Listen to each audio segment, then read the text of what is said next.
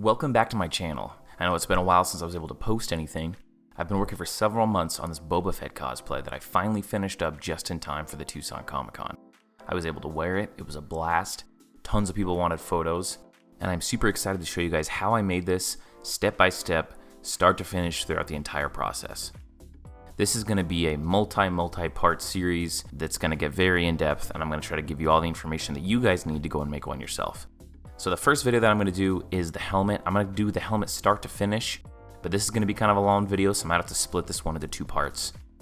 And then after that, we'll go ahead into the armor, 3D printing, finishing, some of the soft parts that I use, the blasters, things like that. It's going to be a multi-part series over the next month or two.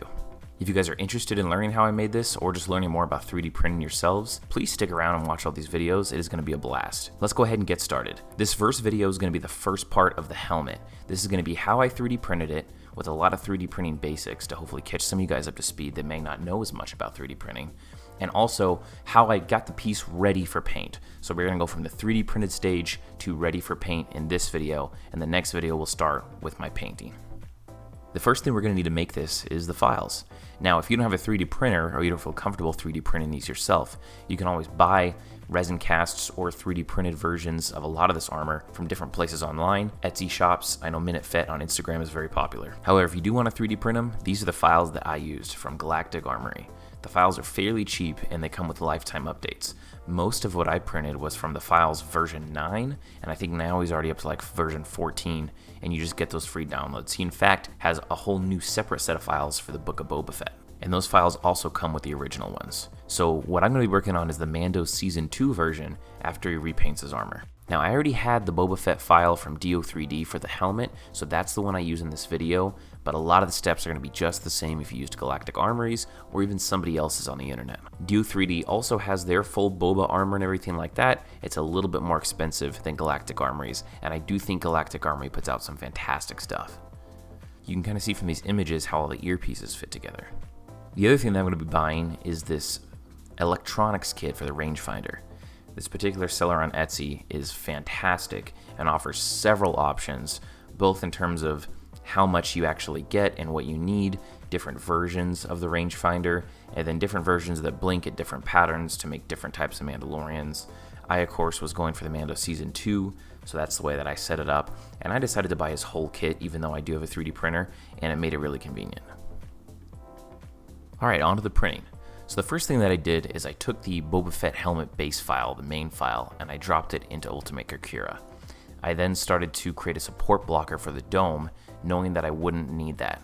I know if you're relatively new to 3D printing, it might look a little bit crazy to not have any supports on the middle of this thing, but with Mandalorian helmets, Boba Fett helmets, things like that, the slope of the angle is slow enough that each layer is able to build upon the last. What I would, however, highly recommend is to make sure to increase your wall count a little bit, because if you don't have enough walls, the inner parts are going to start to fail and they're going to split off. I have a 3D model of my face that I took on my iPhone, and it makes it a lot more convenient for scaling the helmet, because I initially had printed this helmet at 100% and it was just way too big. So this is my second print. I went in there and way more carefully chose how exactly I wanted to scale it. I believe I ended up going with 96 or 97%, and then I ended up doing all the earpieces 1% lower than that, just to make sure that they would all fit in nice. After getting everything set up, I decided that I wanted to tilt the helmet down so that the supports would kind of be removed from the visor a little bit like that. It makes it much easier to remove them when they're done this way. And the other issue that I had was the sort of rim around the back. The supports were definitely going to fail because they were trying to start halfway up the bottom part of the helmet. You'll also probably notice that I personally do a really big raft, and the reason for this is that I have a glass bed that's slightly warped, and sometimes my prints like to pull up. So the larger raft that I do, the higher the odds are of the print actually succeeding. You might notice that there's some support blockers along the visor. I attempted to do this just to break up the supports going up to the visor into different sections so they'd be easier to remove after I had it printed. This ended up not really working because I would have to make the support blockers so big for them to actually work, so I didn't do this at all. The only other area that I did use support blockers was along the top of the ears, because I knew that that angle was going to be just fine. Always go in and check the preview of your prints and make sure that everything's going to look good as it prints up. Now usually for helmets, I'll print it with a 0.6mm nozzle, and I'll do like the low quality so that it prints super fast. I'll do it in like 2 days. However, for this one, I wanted to try to see if printing with a 0.4mm nozzle and then really thin layer heights would make my finishing easier on the helmet after it's already printed, and spoiler alert, it makes it way easier, but we will get into that in a little bit. The main advantage, however, of the 0.6mm nozzle, besides the faster print time, is you get stronger prints. So one thing that I did do on this is increase the walls, I believe to 4. The infill percentage on a print like this isn't quite as important because with me increasing the walls, there almost isn't space for infill except for a couple of different spots. So I don't even remember what I put the infill at. I think like 20%, which is kind of high, but I wanted to make sure this thing was strong. And most of it was walls anyway. There wasn't actually a lot of infill in this print. Now to get into all the earpieces and everything. The program you currently see on the screen is Meshmixer. It's a great program to modify OBJs and STLs. I wanted the stock for the rangefinder to look more accurate, so I took a free file that I found on Thingiverse and merged it with the current file from the Do3D helmet to make sure that it would still fit the helmet just fine. I did this because I wanted the top of the stock to look more accurate while still being one solid piece all the way down to where it connects to the helmet. I was then left with this much more accurate looking stock. Now I decided that for this helmet, I wanted the rangefinder to be removable so that I could transport the helmet easier and make sure that in case anything happens to the rangefinder or the stock, say it breaks, I can easily replace it. The way that I decided to do this was earth magnets. So I wanted to be able to create little holes in the models before I printed it, knowing that the little earth magnets could go in there so that the cap piece could just click right in after I have the stock and the rangefinder in place. You could definitely drill holes in the 3D print afterwards so that you can avoid all this, but it does make it really difficult to line them up properly so that the magnets will fit good. I actually attempted this on a previous helmet and it did not go so well. So I wanted to make sure when I did it this time that I had all the holes already there and that they would fit well. Now I don't know the first thing about 3D modeling anything, so I knew I was going to have to use TinkerCad. What I did to create the hole that I knew I wanted to have in the original helmet pieces was to basically create the hole as an object in TinkerCad. The easiest way to do this was to just create a cylinder and then make the cylinder 1mm larger in each dimension than the earth magnets I knew I was going to be using, so that there'd be space for glue inside the hole. To do this, I simply dragged a cylinder in, changed each dimension to 1mm more than what the magnets were, added some bevel, because why not, and then I was able to export it as an STL. At the beginning of this clip, you're going to see me pre-scale down these two earpieces.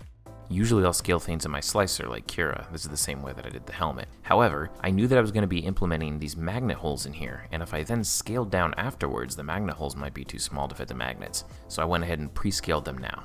I brought my magnet hole STL into Meshmixer and started positioning it where I knew I'd want magnets to be. And then once I had it set, I just duplicated it and changed the position to be the next magnet. Now before you actually take the magnet holes and cut them out of the earpiece, make sure that you duplicate all the magnet holes and then hide the magnet holes that are the duplicates so that you'll then be able to know exactly where they line up with the other earpiece so you know that they're going to match once they're actually printed out. Now to actually cut the magnet holes out of the earpieces, the first thing you're going to do is select the earpiece or the piece that you know you want to keep. Then you're going to select the magnet or the piece that you want to actually create the hole in the other piece, and you're going to select Boolean difference. I don't know if Boolean is the pronunciation, that's what it says. This is what's going to take your hole and cut it out of the other object. Then you're going to hide that object so that you can see the other earpiece that you know is going to match to it, and make your duplicate magnet holes visible. Then take them and move them into position, but make sure you don't move them up or down, left or right, or anything like that. Just move them closer into the other magnet piece so they're actually going to cut the hole out of it, because right now they're just lined up where the other holes were in the other piece. You can see that for some reason I had a lot of distortion issues when I was doing the union with this piece, but I just played with the settings and how much it flattens and levels planes, and I was able to figure it out. You can see in this clip here the settings that I actually used. It may be smart to use these settings for all of your cuts. Now that I had all the magnet holes done for what's going to hold that outer upper right earpiece in place to the inner one, I needed to go ahead and make the holes for the rangefinder and the stem for it. It's worth noting that I used the smallest size magnet that was pictured in that image before when I showed the earth magnets. So this was a separate smaller hole that I created in TinkerCad to then bring in and do this part. I'm using the STL of the rangefinder that came from the seller on Etsy that had the electronics kit. I ran into a lot of problems trying to use Meshmixer to do this cut. I think it was because of the way that I merged the two stocks together. However, this does give me an opportunity to show you an alternate way to cut one object out of another, and that is using TinkerCad. TinkerCad is actually probably a lot easier to cut one file from another. The only issue with it is that it doesn't support super complex models. Basically, you select the object that you want to be the hole, change it from shape solid to shape hole, and then you select both objects and click group. That's it. It'll cut one hole right out of the other one. I should note that I probably should have slightly scaled up the stem in TinkerCad when I did this to give a little bit more room for glue and stuff. I ended up having to shave the stem down quite a bit, but you'll see that later. It's also very important that you make sure that the rangefinder is printed at 100%.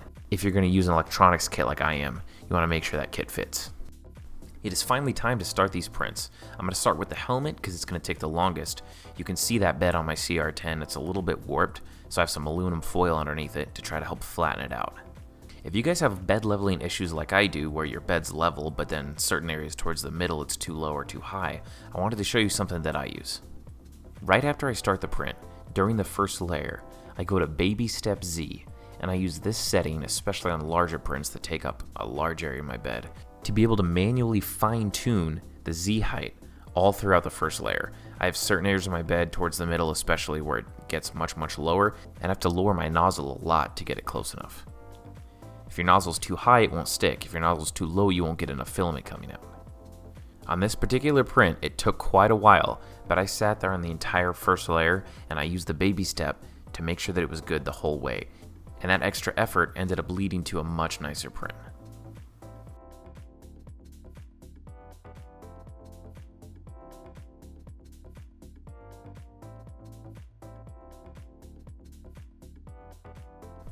Now let's say you got your print started just fine, it's been printing for 4 days, it's looking really good, and then you realize you're going to run out of filament right before it ends.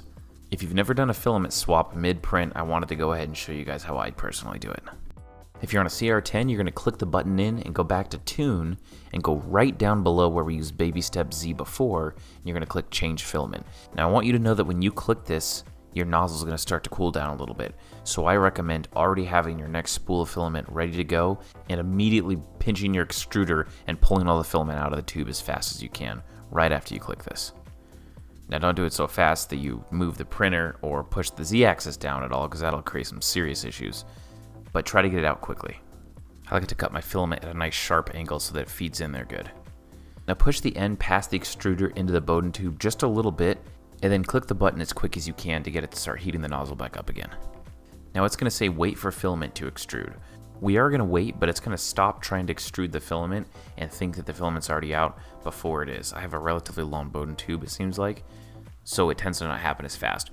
What I do is allow this just to extrude as far as it thinks it needs to go, and then right when it's done, I pinch the extruder and manually push the filament all the way to the end. Once I have filament extruding out of the nozzle, I try to grab all that extra extruded filament, and then I resume the print.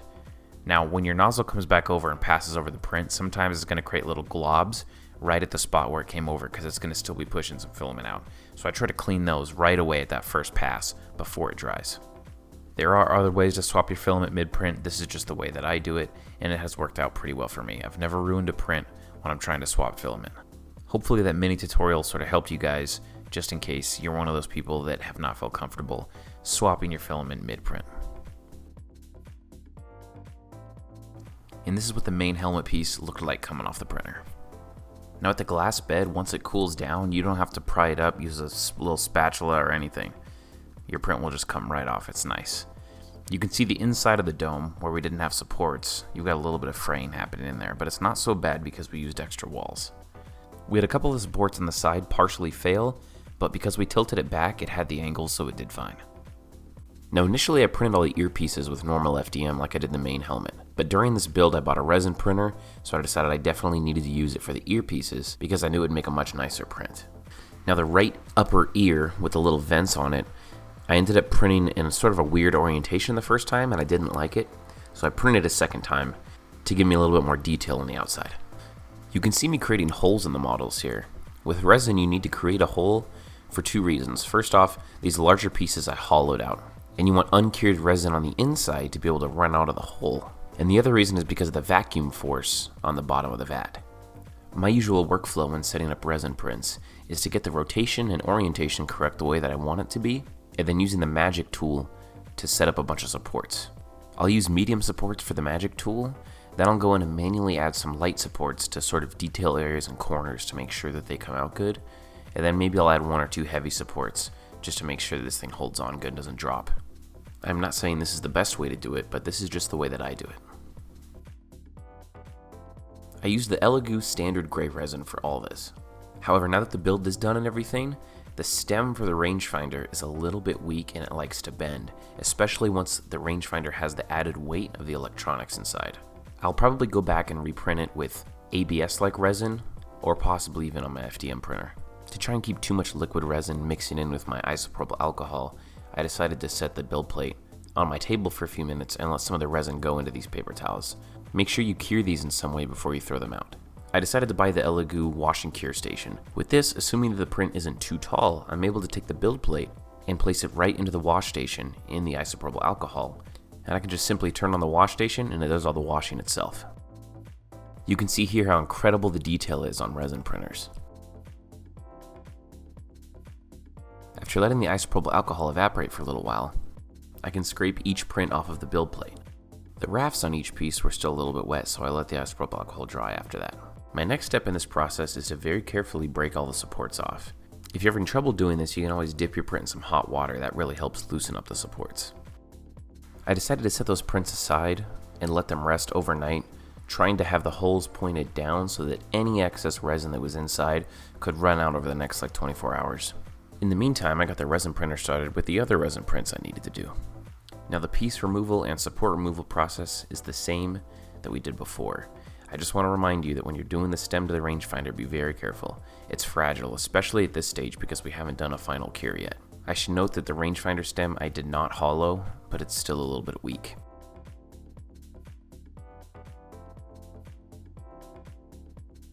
I decided these other pieces were ready for their post-cure. With the Elegoo wash and cure station, I'm able to just simply put them in the cure station and let it do its thing. You could also use a UV flashlight, the sun, or I've also seen people take a cardboard box and line the inside with a strip of UV lights. Now the second time I did the right upper outer cap ear piece, this was the way that I printed it. This orientation made it so the supports were all on the inside that you wouldn't be able to see, so the outside was much smoother. And you can also see the original one actually broke one of the little vent pieces as well. There's definitely a lot less post-processing work required with resin prints, but where those supports connect, it can create these little bumps. We want to plug those holes that we made in the resin prints. There's a bunch of ways to do this, but one really simple one is to take like an old chopstick or wooden dowel or something like that, dip it into some resin, and then just place that over the hole. It's viscous, so it'll sort of hold together, and you can just cure it with a UV flashlight, and then the hole's filled. You can add some more on top if you need to. For this, I'm using some clear resin just because I feel like theoretically the UV light can kind of shine through more layers when it's clear like this to make sure that it all gets cured well, even if you put it down kind of thick, but I don't think it matters that much. You can also use this in some ways to fill in some of the little holes and divots from removing the supports as well. Once I had all the holes filled, I decided to start sanding these pieces just a little bit. The resin prints don't require a lot of sanding to get them nice and smooth. I think I wet sanded with like 600 grit. Now this is what I'd spoke on before. I couldn't quite get the stem into the rangefinder. This is because when I cut the stem hole out of the rangefinder, I still have the stem at 100%, so there's no room for gaps, air, glue, or anything. I should have scaled it up to maybe like 105 when I cut the hole. However, it wasn't a big deal because the resin sands really easy, and I used this file to basically just file down the edges that I knew needed to go into the rangefinder. It took just a few minutes and I had it. Of course, after I add paint and everything like that, it starts to layer back up and I run into a similar issue again, but that's a problem for next video. Also on the stem, I needed to sand down the bottom part a little bit as well because I had a hard time fitting between the two upper right ear pieces. Now let's go back to the main helmet piece and start removing these supports. All the previous steps with all the resin and everything like that, I was able to do while this thing was printing. So now this thing is done printing, it's time to get these supports off. There's a bunch of different ways to remove supports from these prints. The main thing I would recommend is to go slow. I usually use a combination of the little snippers that come with the 3D printer and a small flathead screwdriver to pry out certain areas. Be extra careful when removing supports around the visor and the cheeks. Because of the T-visor shape of this thing, you can see the cheeks are holding on by just a little bit of material by the earpieces. It's so easy to split and break this. In fact, on my Mandalorian helmet I made, I split both of them and I had to plastic weld it. I ended up fixing it, but it was a nightmare. After I finally get all the main supports off, I can go through with the snippers and just clean up all the little edges and pieces where maybe there was extra. Also, if you had any areas where there was bubbles or stringing, you can clip that off now too. If you do have bad stringing, you can use a lighter to heat it up and it'll melt them into a little glob, and then you can just snip the glob off with the snippers. Because we printed this with no supports underneath the dome, the inside of the dome is going to need a little bit of snipping to clean it up. You could absolutely stop here and just call it good once you snip that a little bit and clean it up, but I personally like to add some wood filler. For this particular helmet, I'm going to do about 2 layers of wood filler up underneath the dome, and I'm also going to reinforce the back of the bullet dent a little bit on this Boba Fett helmet. Now to begin smoothing the printout. There's tons of different ways to smooth this thing and get it ready for paint, but either way I like to start cleaning up these edges that have the supports on them with a file, and then sometimes I'll even go through with a soldering iron and try to help sort of melt the edges a little bit, and you can really smooth it out well that way. Just be careful, because if you get it too hot, it'll start to really mess up on you. On this particular helmet, I actually did a lot with the soldering iron. I started off with all the support areas and edges that needed a lot of smoothing out because they were super rough. And then I was able to use a soldering iron and go in and clean up sort of the vents on the back, the little microphone speaker piece on the front, the arrows above the forehead, and then around sort of the ears as well, just to try to clean those up. And I also decided to use a Dremel too. Be very careful with the Dremel because it'll take off material super fast. I used the Dremel around a lot of the edges, and then I ended up deciding I wanted the bullet hole to be a little bit deeper, so I used the Dremel in there too. Luckily, I had already pre-reinforced the back of this with some wood filler. Once I have my edges cleaned up, I go through with some sort of powered sander, and I try to get all the main surfaces flattened down a little bit. You can really get a lot of those layer lines sanded out before you start adding any primers or anything like that with a sander like this. With an automatic sander like this, be careful not to stay in one area for too long because you can start to warp and melt the plastic.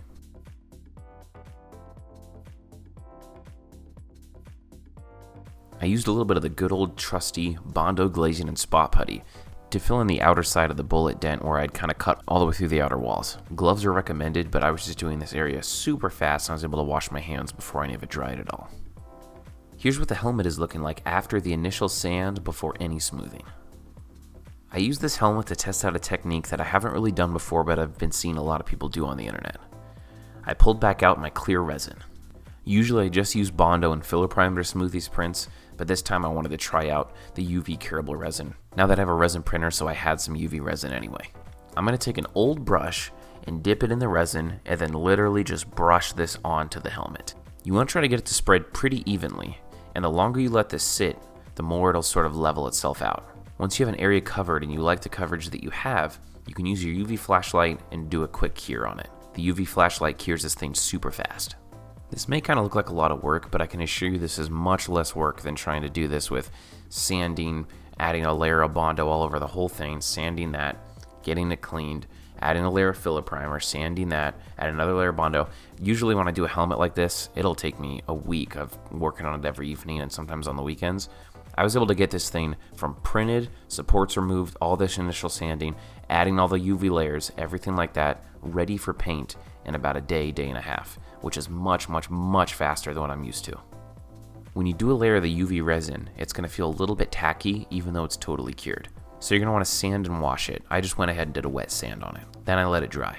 After I did that first layer of the UV resin, I wanted to take the dome where there was a lot of stair stepping and do a layer of Bondo just up on the top. You can see I'm just squeezing it out of the tube and spreading it over the areas that I need it to be, and then I'm going to let it dry for at least half an hour. I ended up wet sanding this just because I feel like it's a lot cleaner. You can definitely sand the Bondo outside, and once we get to the armor in the next few videos, you're going to see me doing that. But when you sand it, it makes such a mess and this powder gets everywhere. I noticed that when I'm wet sanding it, the water kind of helps contain it and keeps it from spreading all into the air. After it was all dry, I went ahead and did another layer of UV resin. I can't remember if I did 2 layers or 3 layers on this thing, and you just want to make sure that you wash and sand between each layer, but it came out really good after it was all cured and ready to go. The earth magnet pack that I've linked below comes with 3 different size magnets. All of them are 3mm thick, the smallest being 6mm wide, 8mm wide, and then 10mm wide. I believe for this build, the main ones that I used to get the right earpiece onto the other right earpiece that come together to grab the rangefinder stem were the 8mm ones. And then to hold the rangefinder stem up, I wanted it to be able to have a magnet system as well so that I didn't feel like it was going to be floating around and bouncing around. I used the 6mm ones because the rangefinder stem is so thin. You might notice that these earpieces have some paint on them already. I did this a little bit out of order, but I think it makes more sense to do the magnets now before applying any paint. I paired up all the magnets that I knew I'd want to meet each other, made sure that the polarities were correct, and then I just used a little bit of white acrylic paint on the outside so I knew which way to glue them in. If I had painted the white acrylic paint on the outside, I knew I just needed to put the white acrylic paint down with the normal side facing out, and all the magnets would meet each other nicely. It's just very important to make sure you know exactly what placement on each side the magnets are going to go so that you're not mixing and matching the wrong ones once you glue them in. For glue, I really like E6000, but it takes up to 24 hours to dry, so usually what I'll do is a little bit of E6000, and then I'll add in a little bit of super glue or crazy glue, or in this case I believe I used CA glue. The CA glue that I bought comes with a sprayable activator that makes it set immediately. The nice part about having a faster acting glue is that it can help hold the magnets in place while the E6000 dries over a 24-hour period. Definitely do not try to put these two pieces together until the glue is completely set. Give it at least 24 hours, because if you put them together before that, it's going to yank the magnets out before the glue is set, because these are extremely strong earth magnets. Now that all the earpieces are basically ready for paint, let's get back to the helmet. I first taped off all the ear holes where I knew the ears were going to have to go in because I didn't want them getting gunked up with filler primer or Bondo or any other material. Then I laid down a layer of the Rust-Oleum filler primer. This particular one is the 2-in-1 filler sandable. Normal filler primer would probably work fine as well. I've also heard great things about the Duplicolor filler primer, but it's twice as expensive, so I haven't tried it yet. You can see here that I did a couple of layers and it went pretty thick. It's definitely going to need to be sanded. On this helmet, I once again, while trying to avoid getting filler primer and dust all over myself, decided to wet sand it. I believe here I'm using 600 grit wet sandpaper. For some of those rougher areas that I just couldn't get quite as smooth as I wanted to, I bumped down to 320 and sometimes 120 if I had to. I also used a nail file and a couple other normal files and sanding twigs here and there wherever I needed it. It was getting smoother, but there were still a few areas where there was layer lines. Again, this is moving much quicker than it usually does since I use that UV curable resin. I hit it with another thinner layer of filler primer, and then I used, I think, 120 grit to really try to take down some of the bumps and edges. After dry sanding with 120 grit and 320 grit, I took it back to the sink, pulled back out the 600 grit, and went to town.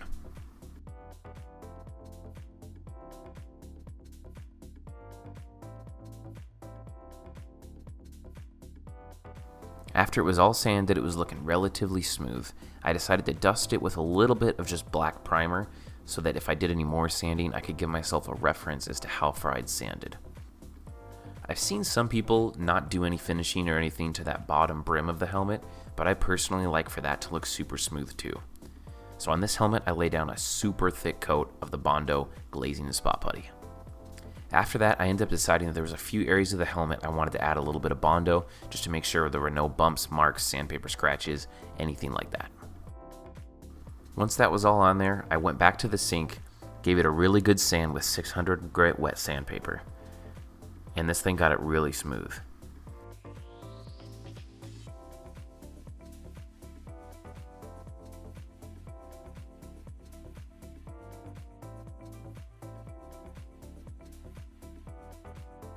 You can see here how the helmet's looking.